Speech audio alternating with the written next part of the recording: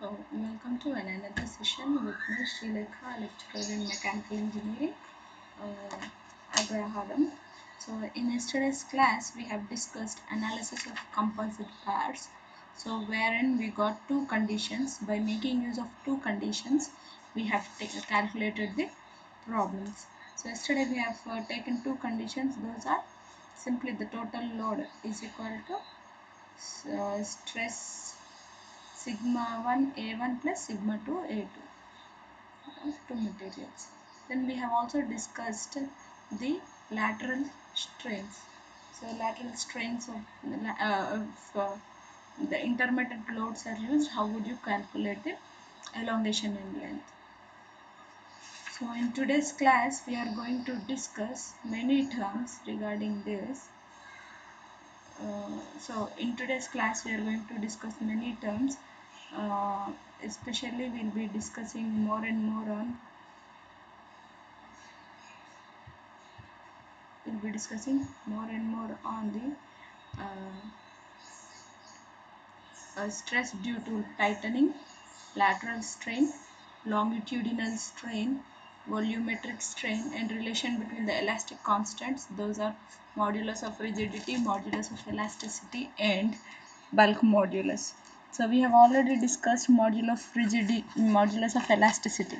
That is nothing but the ratio of tensile stress to that of its corresponding strain, or compressive stress to its compressive strain is modulus of elasticity. The ratio between shear stress to that of shear strain is called modulus of rigidity. Next, volumetric strain or bulk modulus is ratio of direct stress to that of volumetric strain is called bulk modulus. So today we are going to discuss the relation between these three constants as well. So let us get into the topic. First, we'll go for stress due to tightening of by making use of a screw. So where can we find this kind of stresses?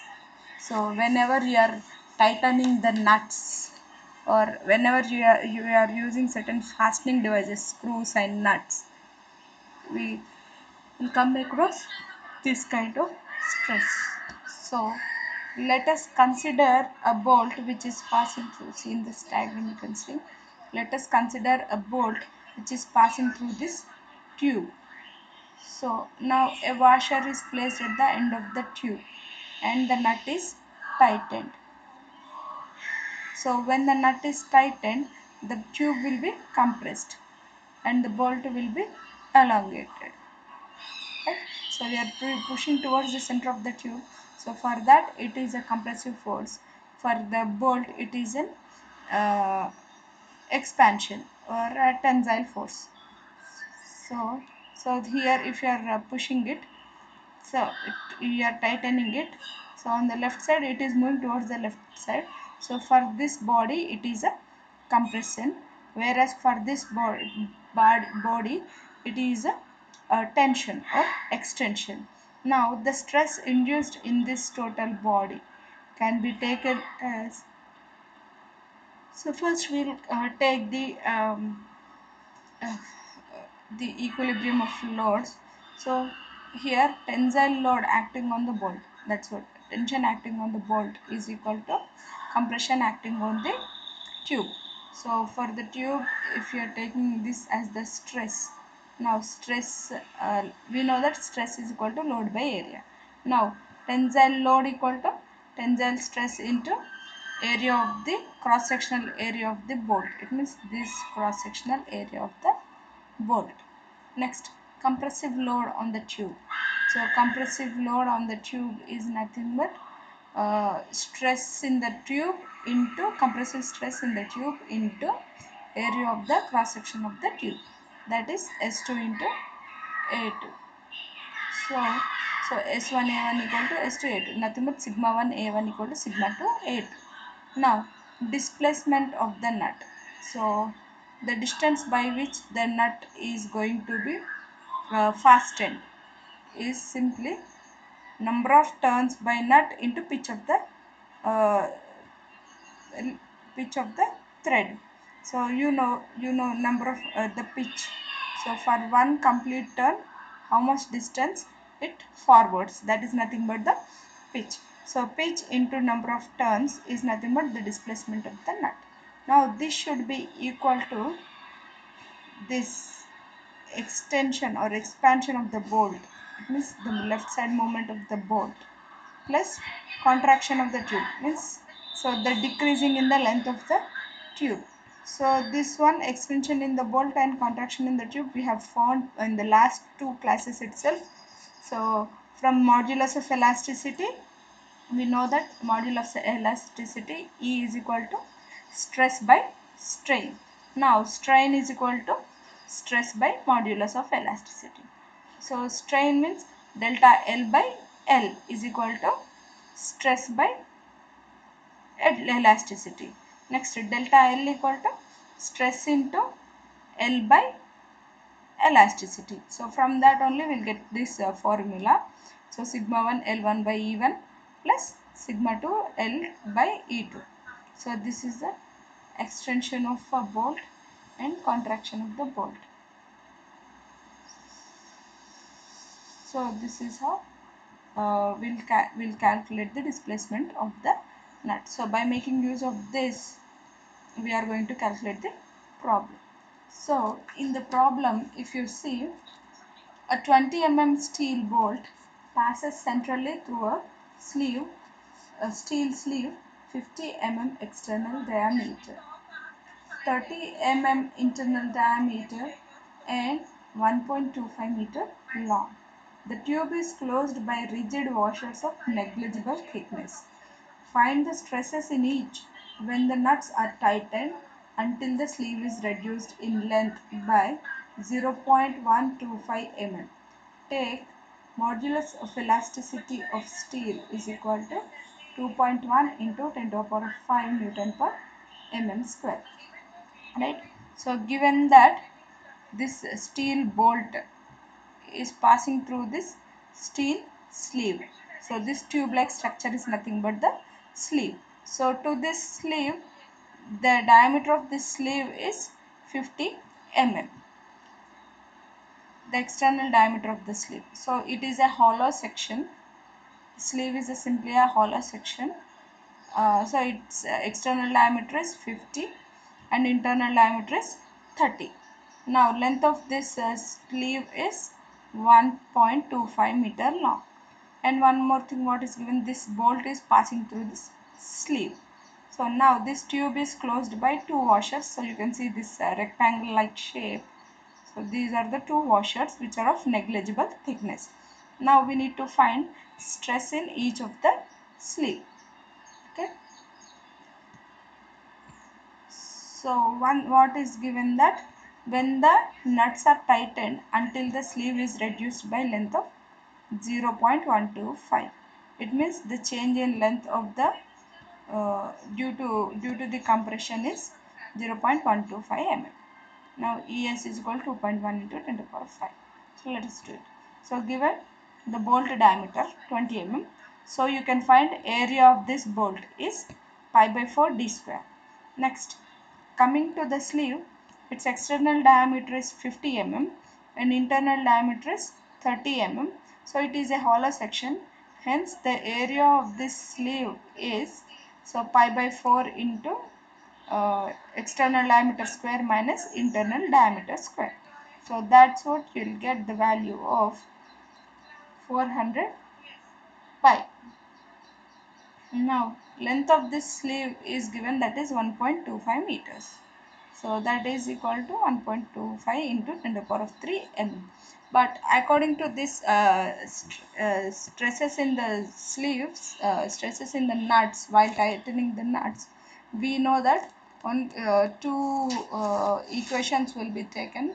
One is the stress of in the tube should be equal to the stress in the load. So the load on the tube is equal to load on the sleeve. So here the load on the bolt means stress of the load into area of the stress of the bolt into area of the bolt. So this is from the stress formula. Next, So stress load in the sleeve means stress in the sleeve into area of the sleeve. Now stress in the bolt is equal to area of the sleeve into stress in the sleeve by area of the bolt. So we have already found area of the bolt and area of the sleeve. Those are 400 into, so those are simply 400 into something values. So 400 into pi by 100 pi into stress in the sleeve. Now if I calculate everything,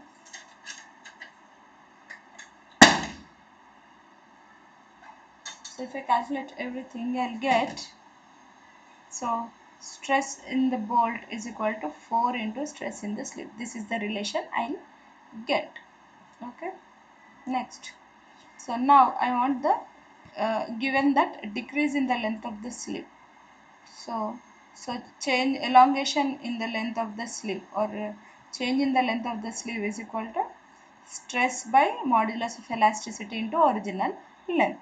So that is equal to 0.125 into 2.1 into 10 to the power of 5 by 1.25 into 10 to the power of 3.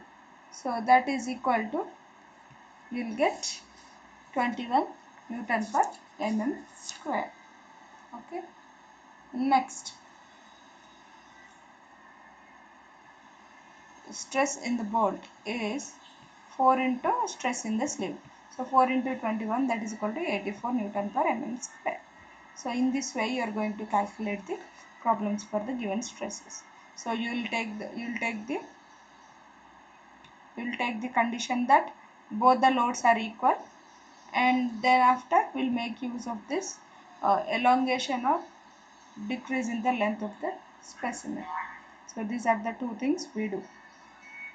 So let us discuss the new topic, that is lateral strain and Poisson's ratio. Now, so lateral strain, we already know strain is nothing but change in length by original length. So when a bar is loaded axially, that is in tension. So this first diagram shows a tension where the forces are acting away from the ball. So what happens in this case? The length will increase, and its lateral sizes will decrease. It means nothing but its length increases and its area of cross section will decrease, right? Next, when the strain in this direction is called as longitudinal strain. Now the strain which is in the direction perpendicular to the applied force is called lateral strain. Okay, so longitudinal is so here we are applying along the axis. Now along this axis, if you consider the strain, it is longitudinal. If you are considering in the y axis, in the opposite axis, it is lateral strain. So simply you can say that longitudinal strain is considered along its length. So lateral strain is considered along its height. Okay. Now the ratio of lateral strain to that of longitudinal strain is called Poisson's ratio. Okay, Poisson's ratio. So this is the constant which is denoted by mu or 1 by m. So this Poisson's ratio is nothing but the ratio of lateral strain to that of longitudinal strain. So here lateral strain means strain along y-axis. So if I consider breadth, then it is simply change in breadth by original length, that is delta b by b. Now longitudinal strain means horizontal, means length, that is nothing but delta L by L. So delta B by B by delta L by L is nothing but,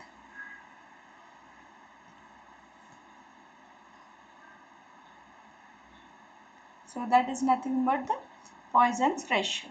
Now let us discuss this lateral strain and longitudinal strain for various topics.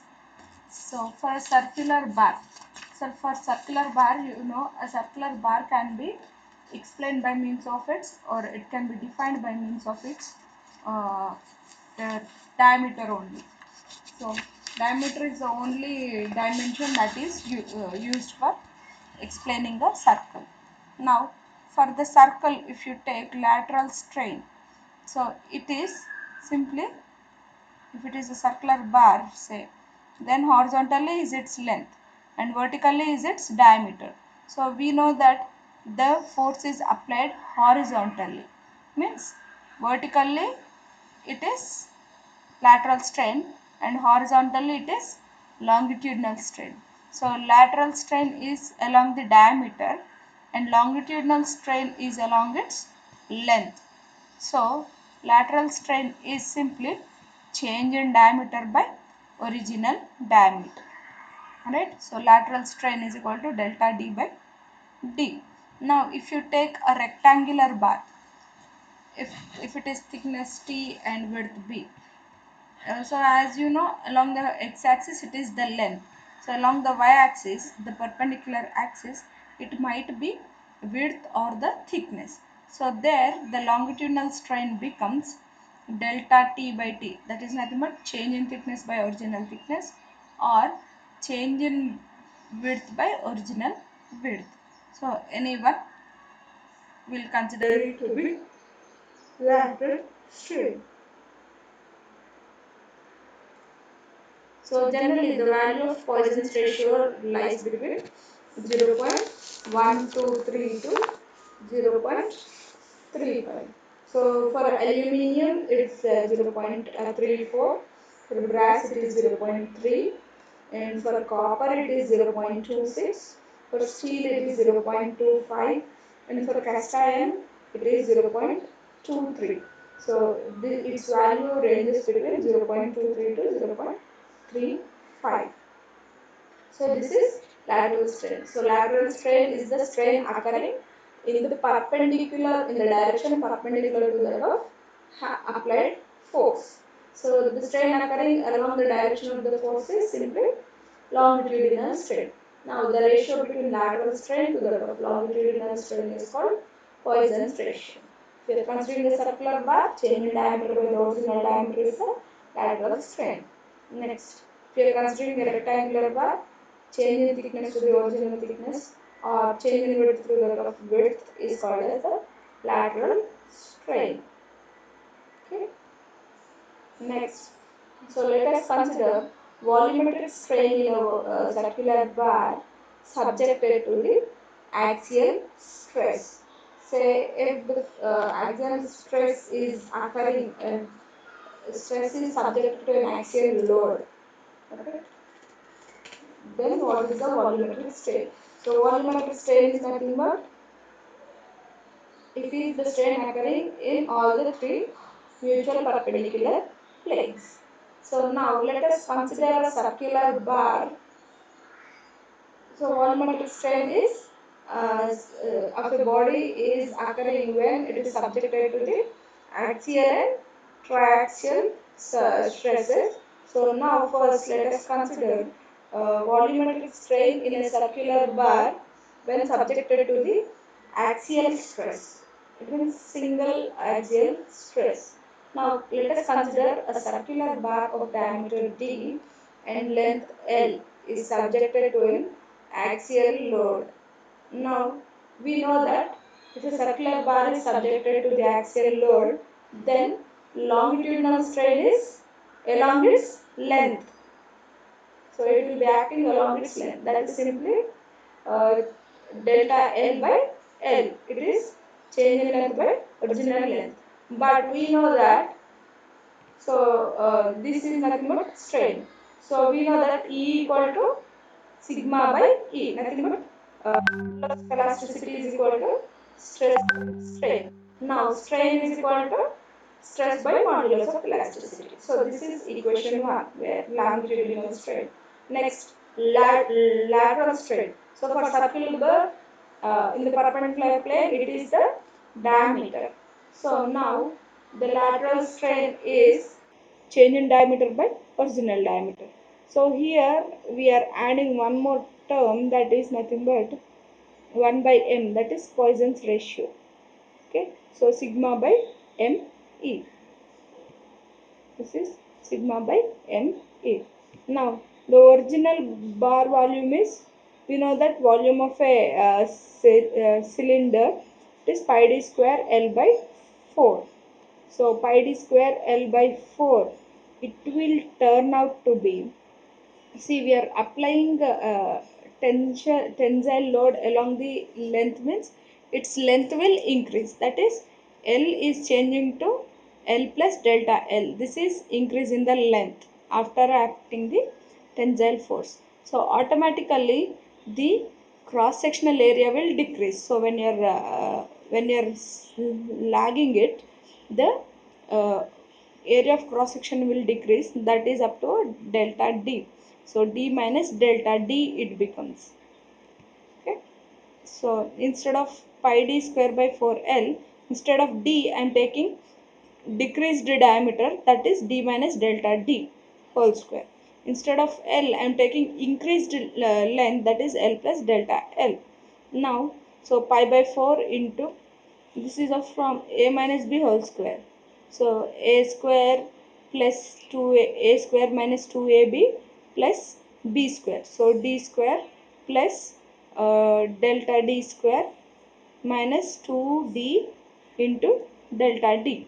Now if I multiply these terms with L plus delta L, so I'll get this pi by 4 into d square L plus d square into delta L minus 2LD delta L. Now out of all this, I am neglecting the product of very small quantities because they'll have less effect on the volume. So now change in the volume, it is nothing but pi by 4 into change in the volume is nothing but, on differentiating this equation, v equal to pi by 4 into d square L plus d square into delta dl minus 2LD delta L. Now differentiating with respect to L, volume is differentiated with respect to L, then what will be there? So pi by 4 into d square into L becomes delta L. Again this entire term becomes a 0, and so this minus 2LD delta L. Now the volumetric strain is simply, so we know that here only two terms are there in a circular bar, that is length of the bar and diameter of the bar. So this is delta L by L minus 2 delta D by T. So I am replacing delta L by L with the longitudinal strain, that is E. Now delta D by D I am replacing it with lateral strain, that is EL. So E minus 2EL. So this is nothing but longitudinal strain is delta L by L. It can be written as sigma by E.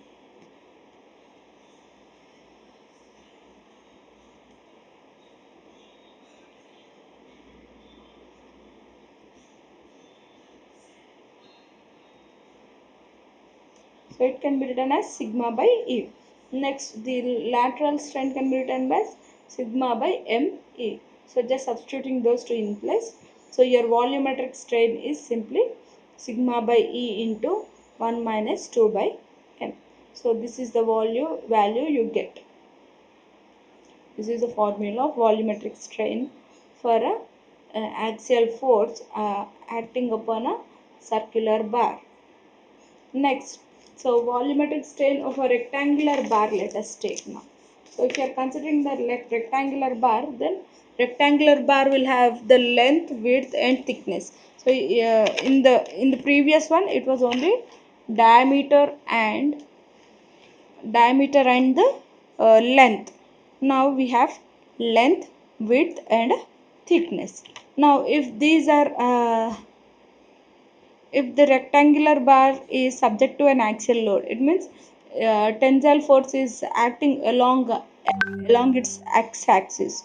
Now let us consider the original volume is L into B into T, we know that. Now when you are applying the tensile load, what happens? The length increases, the width decreases and the thickness also decreases. So the length L will increase by delta L. So your final volume will be L plus delta L into, so width is decreasing, that is B minus delta B. Next, thickness is also decreasing, that is T minus delta T.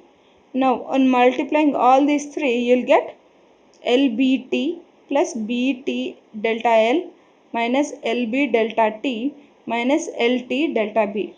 And the term which is having two elongations, that is delta L into delta B into delta T, so that one we are avoiding because those are of very less quantities. Now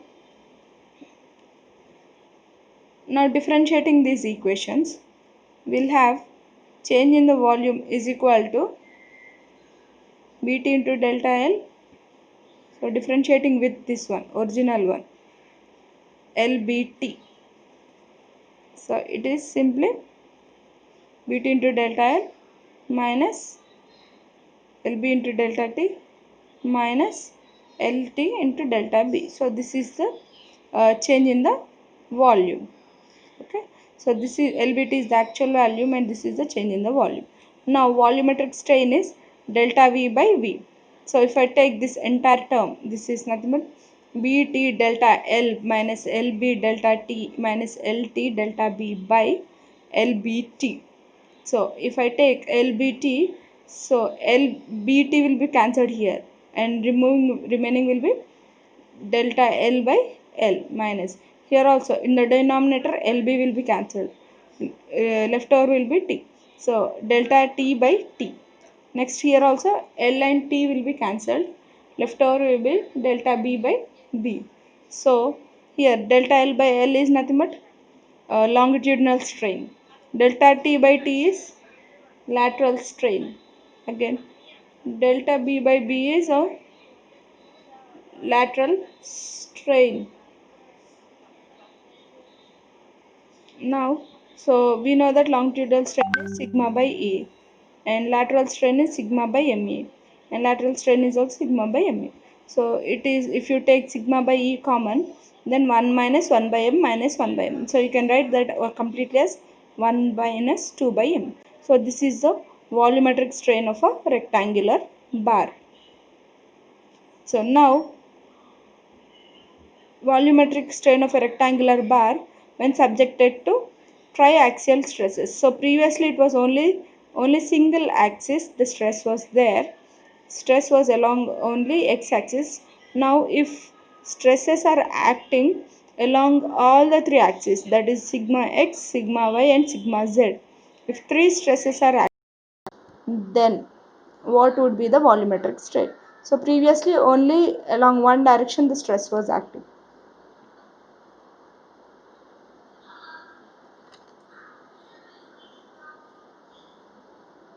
Okay, right. Now volumetric strain is simply change in volume by original volume. So that is nothing but simply Ex plus Ey plus Ez. So volumetric strain is equal to, so strain along the x-axis plus strain along the y-axis plus strain along the z-axis. So this is the total volumetric strain. Now if I consider only in the x-axis, so it is sigma x by E. For remaining terms I will take minus 1 by M, because if I am acting tensile force in the x-axis, remaining two will be compressive forces. So Ex nothing but strain along x-axis is sigma x by E minus sigma y by Me minus sigma z by Me. Now 1 by M can be also written as mu. So sigma x minus mu into sigma y plus sigma z by E. We have taken E as the denominator, common denominator for everything. Next, similarly, if strain is applied along y axis, then x and z will be compressions and y will be the tensile force. So your formula will be sigma y by E minus sigma z by Me minus sigma x by Me. So again, just like that, we have taken E common and 1 by M can be written as mu. So sigma y minus mu into sigma x plus sigma z by E. Next, so strain along z direction. Again along z it will be tensile stress, and remaining 2 will be compression. So sigma z by E minus sigma x by me minus sigma y by me, you have to write.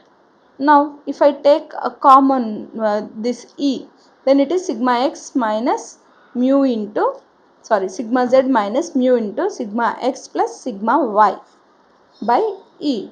So like this you will get the value. Now substituting the values here in this. So dv by v equal to ex plus ey plus ez. So instead of ex, I am substituting sigma x minus mu into sigma y plus sigma z by e. And instead of ey, I am substituting sigma y minus mu into sigma x plus sigma z by e. And instead of ez, sigma z minus mu into sigma x plus y by e. So on substituting everything, you will get the value sigma x plus sigma y plus sigma z by e into 1 minus 2 mu. 1 minus 2 mu you will get common, and sigma x plus sigma y plus sigma z by e you will get. So your volumetric strain when subjected to the triaxial forces, it is EV is equal to dV by V is equal to sigma x plus sigma y plus sigma z by e into 1 minus 2 mu or 1 minus 2 by m. So this is the way in which you will be getting the volumetric strain. Next, so let us discuss the relation between elastic constant E, C and K. So we already know that E is modulus of elasticity. So it can be simply tensile stress by tensile strain or compressive stress by compressive strain. C is nothing but modulus of rigidity. It is shear stress by shear strain. And one more thing, K is the bulk modulus. Now, so let us first consider relation between E and C.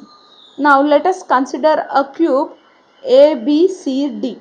So this is ABCD. So as you know, shear stress is nothing but it is something like sliding of the surface or rubbing of the surface. Now if I am applying certain load on this AB, I am rubbing this BC surface, then BC will be distorted towards the B dash C dash. It means it will be displaced from that point to the another point, B dash C dash. Now initially the cube was ABCD. Now after applying this shear stress, the cube is located as A, B dash, C dash, D. Now phi is the shear stress applied there. Sorry, tau is the shear stress. This is the shear strain. So here let us discuss by seeing this only. Okay. So CE is perpendicular on new position of diagonal AC. So initially AC was the diagonal. Now AC dash is the diagonal and CE is the perpendicular for this AC dash. Now the angle CAE is very small, so I'll consider AC is equal to AE. Okay, let AC be is equal to AE since the angle CAE is very small. Now increase in length of diagonal AC is equal to, simply this is the increase in the length, that is E into C dash. So this is the increase in the length due to the shear stress. Now EC dash can be written as CC cos CC dash E. Now if I take cos of this angle, this particular angle, it is simply EC dash by CC dash. Now EC dash equal to CC dash into cos of this C dash angle, cos of CC dash E angle. Now this angle is nearly is equal to angle BCA, because we have considered that this AC is nearly equal to AE. So now BCA is equal to BAE, that is nothing but angle 45 degrees. Now strain along AC dash is equal to EC dash by AC, that is nothing but change in length by original length. Now change in length is CC cos 45 degrees by AC. So CC cos 45 degrees by AC. Now AC can be written as DC by cos 45, DC by cos 45. Now AC is equal to DC by cos 45. If I take this cos of this theta, okay, cos of this theta, it is DC by cos 45. Now finally the strain along EC dash simply is 1 by 2 phi, okay, 1 by 2 phi. Now linear strain along AC, it means nothing but strain along this AC is strain produced by this AC force and strain produced along this compressive BD, okay. Strain, it is this is AC dash is the tensile force, BC dash is compressive force, right. So if one side is elongating, the other side will be automatically compressing. So strain produced along AC is simply strain produced along the AC plus strain produced by the compressive force along BC. So strain produced by tensile force along AC is sigma T, it is simply uh, tau by E, it is shear stress by E, plus strain produced along this compressive force is tau by ME. Now E is equal to tau by E into 1 plus 1 by M. Now I am taking this function is equal to this 1 by 2 phi. This one I have found it geometrically by taking certain trigonometry. Now this is by making use of the loss in the strain formula. Now tau by E into 1 plus 1 by M is equal to 1 by 2 into phi. Now instead of phi I can write tau by C. It is phi is nothing but shear strain. Now shear strain can be written as shear stress by modulus of rigidity, that is nothing but tau by C. Now CE is equal to 2C into 1 plus tau by M. This tau and tau gets cancelled and the leftover is E is equal to 2C into 1 plus 1 by M. So therefore the relation between E and C is E is equal to 2C into 1 plus 1 by M. Next, so next let us consider the relation between E and K. Now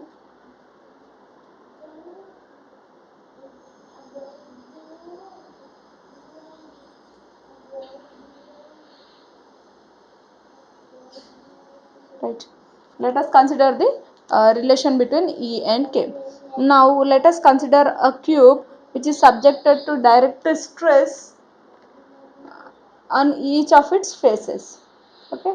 Now so as you know, length of the cube each side is L. Now volume of the cube is L cube. Now if I differentiate is simply 3L square delta L, 3L square dl, differentiating. Now if I take dV by V, it is 3L square delta L by L cube, and L square by L cube becomes dV by V is equal to uh, delta L by L, because 3 is constant and L square by L cube is simply 1 by L. Now consider the effect of mutual perpendicular stresses on the side DC. So DC I am taking strain of DC due to stress along the x-axis is, so along the x-axis if I take, it is sigma by E. Now strain of this particular one along the y-axis means, see here it is tensile, so remaining two will be compressive.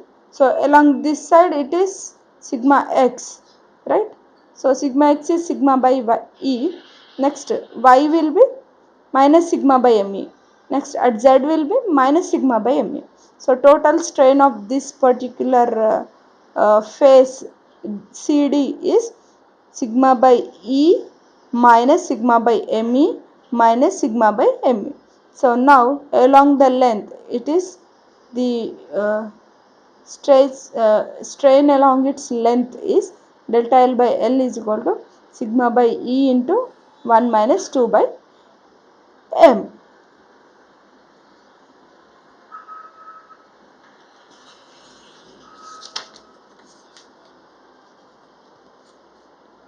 So next, so dV by V is equal to 3 into delta L by L. So instead of delta L by L, we are writing sigma by E into 1 minus 2 by m.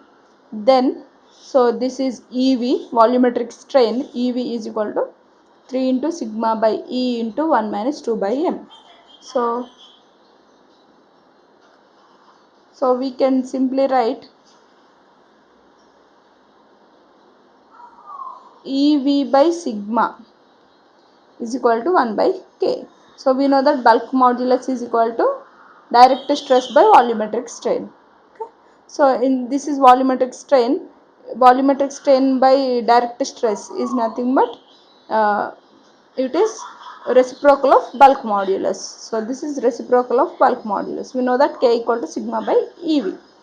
Now 1 by K is equal to 3 by E into 1 minus 2 by M. Now therefore E is equal to 3K into 1 minus 2 by M. So this is the relation between E and K. So previously for E and C it was E is equal to 2C into 1 plus 1 by M. For K it is E is equal to 3K into 1 minus 2 by M. Next, let us go for the relation between E, C and K. So the relation between E, C and K is, so already we have derived the relation between E and C, that is E is equal to 2C into 1 plus 1 by M. So E by 2C is equal to 1 plus 1 by M. Next, we have derived the relation between E and K is E is equal to 3K into 1 minus 2 by M, or 1 minus 2 by M is equal to E by 3K. Now I am taking 2 into this equation 1, that is 2 into E by 2C is equal to 2 into 1 plus 1 by M plus E by 3K. It is nothing but 2 EC by 2C, nothing but E by C plus E by 3K is equal to 2 into 1 plus 1 by M plus 1 minus 1 by M, 1 minus 2 by M. Now on taking everything, 1 by M and 2 by M minus 2 by M will get cancelled, and you will have 2 plus 1, that is 3. So on the LHS side it is left over with only 3, and on the right hand side it will be like E by C. So 2 and 2 gets cancelled, you will have E by C plus E by 3K. Now if I take denominator, it is 3CK. Now at the top it is E, so remaining is 3K. If I take LCM, it is 3K E plus this is 3C, this is CE. Now 3 is equal to, if I take E common out, it is 3K plus C by 3CK. So E is equal to 9KC by 3K plus C. So like this we will be calculating the relation between E, C and K. So in today's class we have discussed the relations between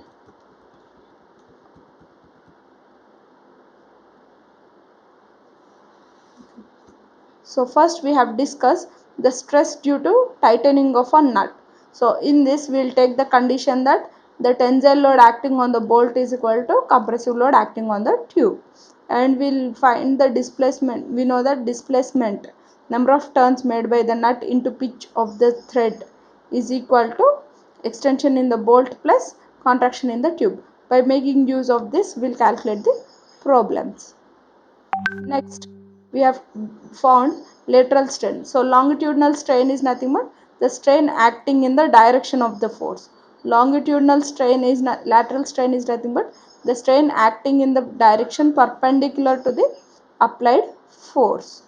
Next, the ratio between the lateral strain to that of longitudinal strain is Poisson's ratio. Next, for the circular bar, the lateral strain is delta D by D. For a rectangular bar, the lateral strain is delta T by T or delta B by B, because the longitudinal is along the length. Now this Poisson's ratio will value will occur between 0.23 to 0.35. Next, we have found the volumetric strain in a circular bar subjected to axial stress. So for that, the value is EV is equal to sigma by E into 1 minus 2 by M. Next, volumetric strain of rectangular bar subjected to the axial stress. So for this, the value is EV is equal to sigma by E into 1 minus 2 by M. Next, volumetric strain of a rectangular bar subjected to the triaxial forces. So it is simply EV is equal to sigma x plus sigma y plus sigma z by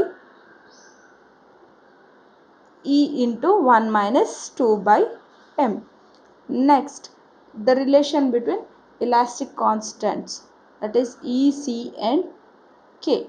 We have derived the relation between E and C as